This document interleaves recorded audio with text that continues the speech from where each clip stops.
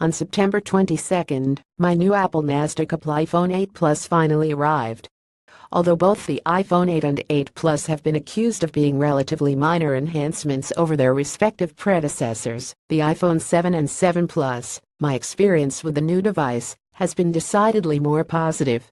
Though I hope to do a full review of the device soon, for now I'd like to go over 3 major improvements in the iPhone 8 Plus that I'm happy about relative to the 7 Plus, which has been my primary smartphone over the last year. Image source: Apple.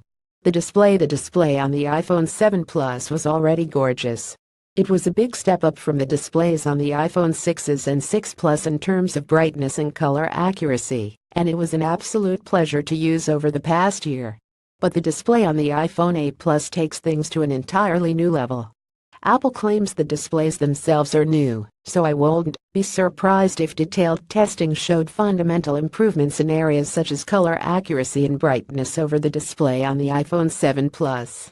The killer feature for me, though, is the addition of a True Tone display, which adjusts the color temperature of the screen based on the surrounding lighting. True Tone technology was introduced with the 9.7-inch iPad Pro, which launched in March 2016.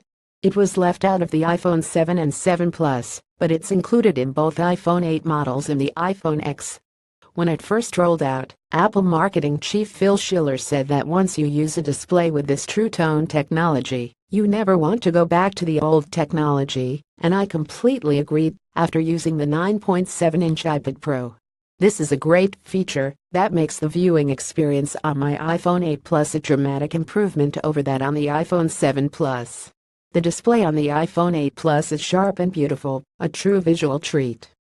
A really fast processor. I'm a chip nerd and always want faster devices. The A11 Bionic delivers for the iPhone 8. It's a performance monster.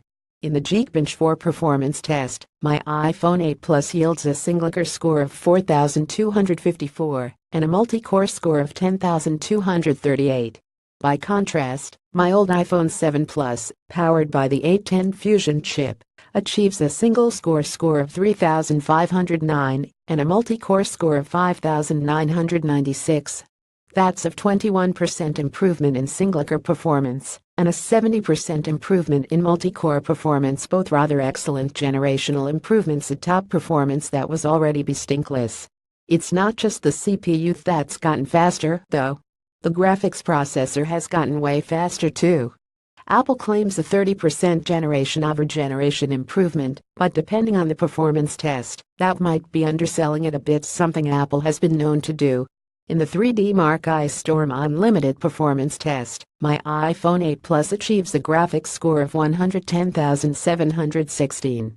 My old iPhone 7 Plus, on the other hand, achieves a score of 62,022. In this test, the iPhone 8 Plus delivers nearly a 79% improvement in graphics performance. However, in another popular smartphone performance test, Antutu, the iPhone 8 Plus achieves a graphics subscore of 73,022, up about 30% from the 56,031 my iPhone 7 Plus achieves. I have to wonder if Apple's claim of a graphics processor in the iPhone 8 Plus that's up to 30% better than the one in the iPhone 7 Plus should have been marketed, as at least it'll try to do more testing in the coming days. At any rate, this kind of performance uplift would be impressive had Apple simply done yet another one of its excellent implementations of Imagination Technologies' graphics intellectual properties. But considering Apple says that the A11 Bionic chip includes Apple's very first in-house graphics processor, this effort is substantially more impressive. Not only has Apple managed to build a competent in-house graphics processor for mobile applications, which is no easy feat, but it has managed to build a bestinkless graphics processor for mobile applications. As an iPhone customer, I'm happy with the performance improvement. As a technology geek, I'm beyond impressed with Apple's chip teams. The design: the iPhone 8 Plus comes in the same shape as the iPhone 7 Plus. If my 7 Plus were one of the variants with a white face, the phones would look identical, laying fast soup on a table.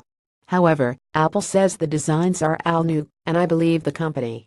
The back of the phone is no longer aluminum, it's glass, which makes the device look far better than its predecessor.